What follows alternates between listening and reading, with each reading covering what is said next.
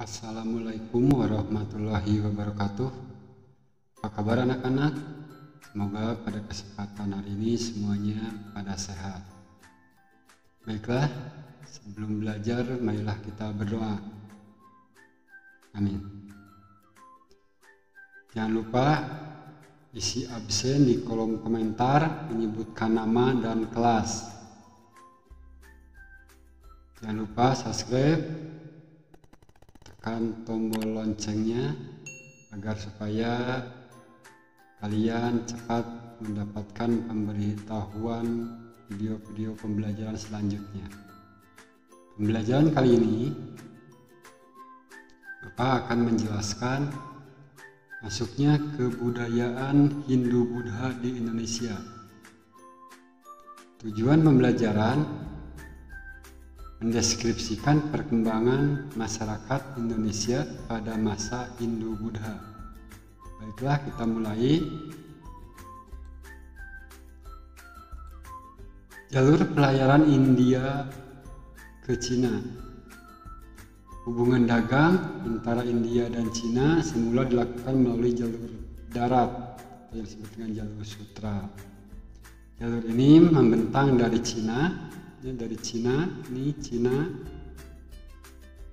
melewati Asia Tenggara sampai ke Eropa, ya. Nah, jalur pelayaran India ke Cina. Kenapa disebut jalur sutra? Nah, karena barang yang diperdagangkan umumnya adalah kain sutra dari Cina. Selain kain sutra, wewangian dan rempah-rempah juga menjadi komoditas yang sangat laris di Eropa. Sejak awal abad Masehi, jalur sutra dialihkan ke jalur laut terdekat dari India ke Cina melalui Selat Malaka karena situasi jalan darat sudah tidak aman, ya. Masyarakat di Indonesia sangat diuntungkan karena menjadi daerah transit atau pemberhentian bagi pedagang-pedagang Cina dan India. Selain itu, masyarakat di Indonesia juga ikut aktif dalam perdagangan tersebut. Teori masuknya kebudayaan Hindu-Buddha.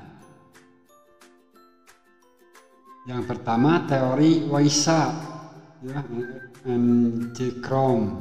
Proses masuknya kebudayaan Hindu-Buddha dibawa oleh pedagang India yang menyesuaikan dengan angin musim untuk berdagang di Indonesia.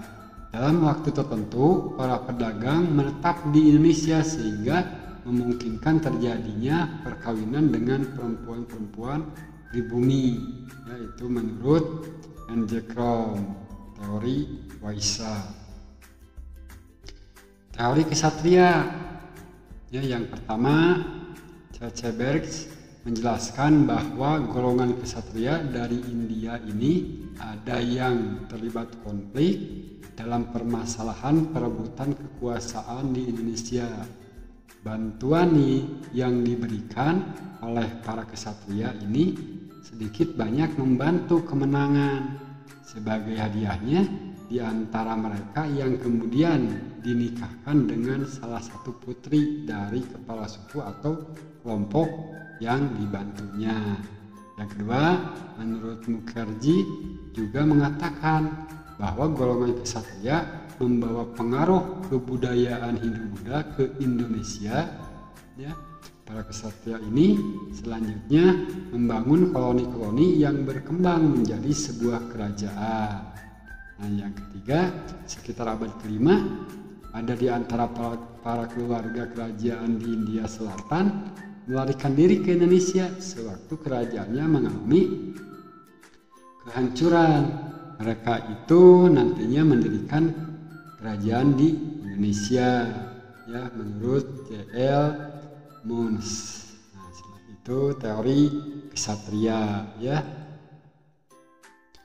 Nah, selanjutnya menurut Jesepan Lur, teori Brahmana, bahwa kebudayaan Hindu-Buddha India yang menyebar ke Indonesia dibawa oleh golongan Brahmana berdasarkan pada pengamatan terhadap sisa-sisa peninggalan kerajaan-kerajaan yang bercorak Hindu-Buddha di Indonesia menggunakan bahasa Sanskerta dan huruf Pallawa, karena hanya golongan Brahmana lah yang menguasai bahasa dan huruf itu.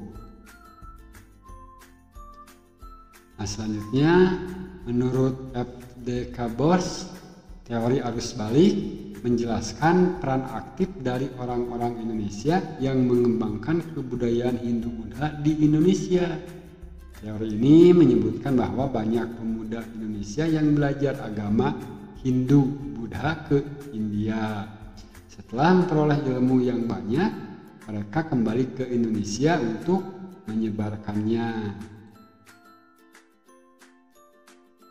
Pengaruh Hindu-Buddha terhadap masyarakat Indonesia dilihat dari segi bidang pemerintahan, bidang sosial, bidang kebudayaan, bidang ekonomi, bidang agama, ya.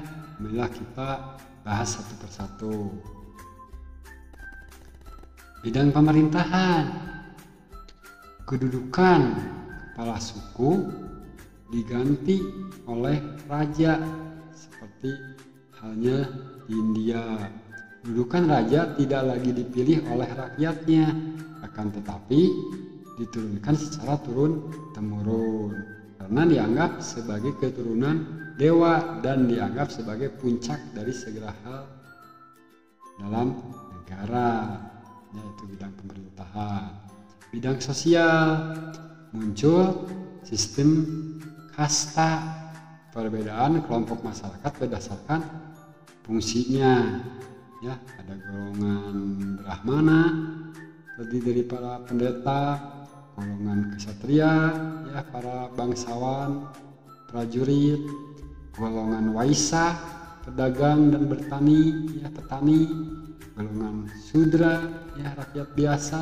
Nah, dampak dari sistem kasta terdapat perbedaan hak-hak antara golongan-golongan kasta yang berlainan, ya, terutama dalam hal pewarisan harta, pemberian sanksi, dan kedudukan dalam pemerintahan.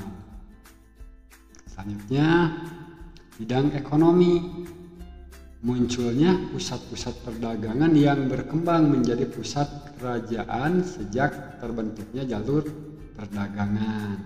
Kapal-kapal dagang banyak yang singgah untuk menambah persediaan makanan dan minuman, menjual dan membeli barang dagangan atau menanti waktu yang baik untuk berlayar di bidang ekonomi, ya.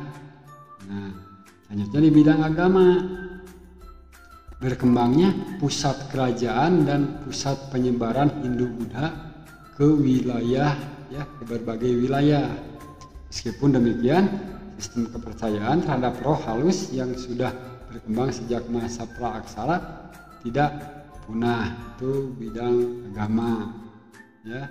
Nah, contoh hasil akulturasi budaya dilihat dari seni bangunan, ya. Bentuk bangunan candi merupakan bentuk akulturasi antara unsur budaya Hindu-Buddha dengan unsur budaya asli Indonesia. Bangunan yang megah, patung-patung perwujudan dewa atau Buddha, serta bagian-bagian candi dan stupa adalah unsur dari India. Bentuk candi-candi di Indonesia pada hakikatnya adalah punden berundak yang merupakan unsur Indonesia asli.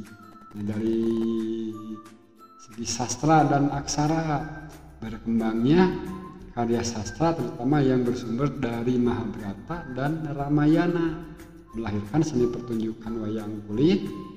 Selain itu lahir pula tokoh-tokoh pewayangan yang khas Indonesia, misalnya tokoh-tokoh Punakawan, ya. Ini ada siapa? Bagong, Petro, Gareng, smart ya. Perkembangan sastra ini didukung oleh penggunaan bahasa Sanskerta dan huruf-huruf India seperti Pallava, Renagari, dan Dewanagari.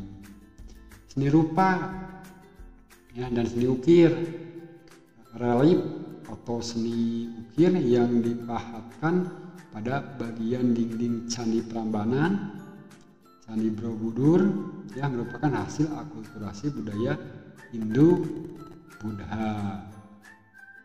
Nah, sampai sini dulu. Ada pertanyaan ya? Nah, kalau ada pertanyaan, kalian boleh melalui IG ya, IG Bapak, boleh melalui email ya. Selanjutnya boleh juga melalui FB, Facebook ya. Nah, boleh juga diputar kembali video Bapak ini ya. Terima kasih atas perhatiannya. Sampai ketemu di video-video pembelajaran selanjutnya. Wabillahi taufiq wal hidayah. Wassalamualaikum warahmatullahi wabarakatuh.